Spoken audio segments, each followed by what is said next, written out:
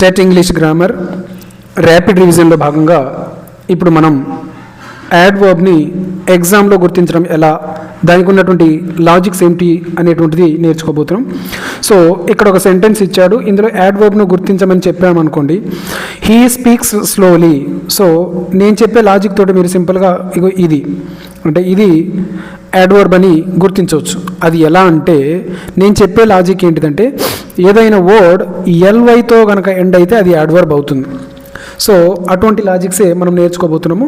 So ఇక్కడ గమనించండి, ఈ టేబుల్లో యాడ్వర్బ్ను గుర్తించడానికి కావాల్సిన లాజిక్స్ అన్నీ కూడా ఈ చిన్న టేబుల్లో నేను వాటిని చేర్చడం జరిగింది.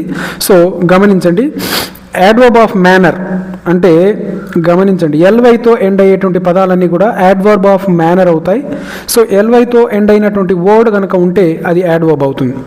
సో ఇంకా మనకు కొన్ని పదాలు ఎల్వైతో ఎండ్ అయినా అవి యాడ్వర్బ్ కావు. అలాంటప్పుడు ఏం చేయాలంటే ఎలా అని క్వశ్చన్ చేసుకోవాలి. ఫర్ ఎగ్జాంపుల్ ఫస్ట్ దే చూద్దాం, చూడండి. He speaks slowly. ఇప్పుడు దీన్ని క్వశ్చన్ వేసుకున్నాం అనుకోండి, అతను ఎలా మాట్లాడుతున్నాడు, దానికి వచ్చే ఆన్సర్ అదే.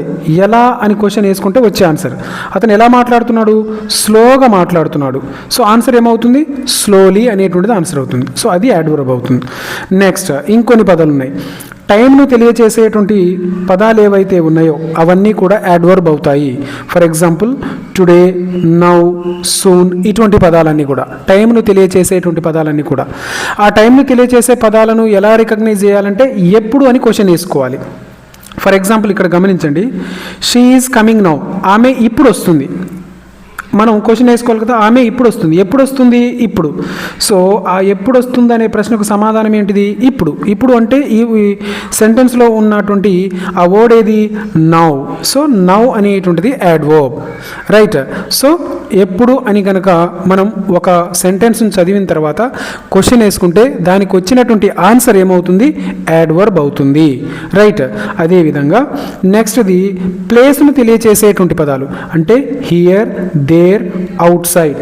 ఆ విధంగా అంటే అప్పుడు మనం వాటిని ఫైండ్ అవుట్ చేయడం కోసం ఎక్కడ అని క్వశ్చన్ వేసుకోవాలి, రైట్.